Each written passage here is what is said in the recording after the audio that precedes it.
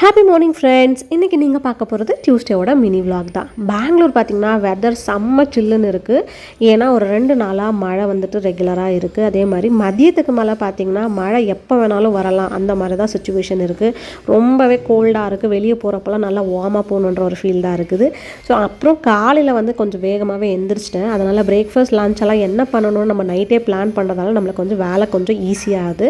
வேர்க்கடலை வந்து நான் நைட்டே வந்து ஊற வச்சுட்டேன். அதே மாதிரி ஃபில்டர் காஃபிக்கு வந்து பவுடர் போட்டு ரெடி பண்ணி வச்சாச்சு. ஸோ காலையில் வந்து பிரேக்ஃபாஸ்ட் லஞ்ச் வேலைலாம் ஸ்டார்ட் பண்ணிட்டேன். ஒரு அடுப்பில் வந்து சாதம் வச்சுட்டேன், இன்னொரு அடுப்பில் முட்டை வந்து அவிக்கிறதுக்கு வச்சாச்சு. இன்னொரு அடுப்பில் வந்து பெரிய குக்கரில் 2 பாத்திரம் வச்சு, ஒரு பாத்திரத்தில் காய்கறி, இன்னொரு பாத்திரத்தில் வந்து வேர்க்கடலையும் சக்கரவள்ளி கிழங்கு வச்சு வேக வைக்கிறதுக்கு வச்சாச்சு. மதியம் லஞ்சுக்கு வந்து சாதத்துக்கு சொரக்காய் கூட்டு தான். ஸோ பருப்பு போட்டு கொஞ்சம் செஞ்சுருக்கேன், நல்லா சூப்பராக இருந்தது. தாளிப்பும் கொடுத்தாச்சு. அதுக்கடுத்து கீரை பொரியல், வெந்தய கீரை கொஞ்சம் பொரியல் பண்ணிட்டோம். மதியம் லஞ்சு ஸ்நாக்ஸு எல்லாமே பேக் பண்ணியாச்சு. பாய் பாய்.